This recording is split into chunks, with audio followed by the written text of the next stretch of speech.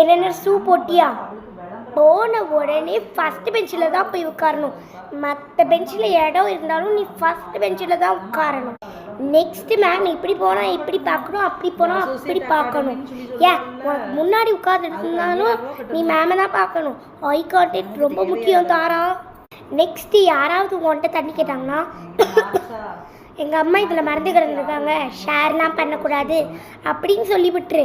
அப்புறம் குடிச்சிட்டு உன் பாட்டிலெல்லாம் வந்துட்டு காலி பண்ணிடுவாங்க. நீ குடிக்கிறதுக்காக தானே நாங்களாம் ஃபில் பண்ணி தந்துட்டு இருக்கோம். ஸோ யார் கேட்டாலும் இந்த மாதிரி சொல்லிடணும். நெக்ஸ்ட்டு நீ தான் டாப்பர்னால இம்பார்ட்டன்ட் கொஸ்டின்ஸ் எல்லாம் வந்துட்டு மேம் உனக்கெல்லாம் கொடுத்துருப்பாங்க. அதை வந்துட்டு ஈஸியாக அவங்கெல்லாம் கேட்டுப்பாங்க.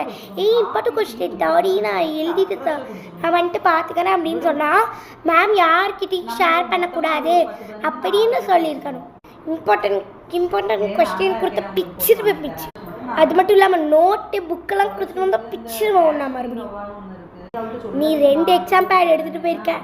யாராவது எக்ஸாம் பேட் கொண்டு வரலைன்னா எக்ஸாம் பேடு ஒன்று வச்சிருக்கியா எனக்கு தா அப்படின்னு சொன்னால் நீ கொடுக்கக்கூடாது. நீ 2 எக்ஸாம் பேட் வச்சுருக்க. ஒன்று உடஞ்சிருச்சுன்னா இன்னொன்று யோசிக்கு. ஒன்று உடஞ்சிச்சுன்னா நீ என்ன பண்ணுவ?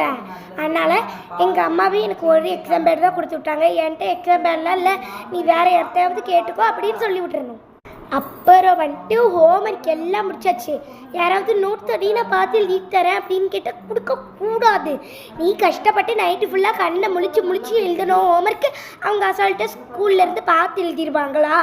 நீ வந்துட்டு சொல்லி கொடுக்குற மாதிரி சொல்லி கொடுத்தா அவங்கள குழப்பி விட்டு இதுக்கப்புறம் அவங்க பக்கத்துலேயே வரக்கூடாது. அந்த மாதிரி பண்ணி விட்டுறணும்.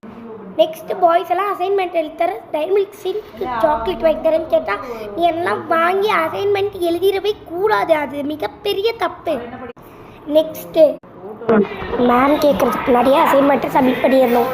ஐயோ என் தங்க புள்ள, நீ தான்டா புள்ள, போய் சப்மிட் பண்ணிடணும்.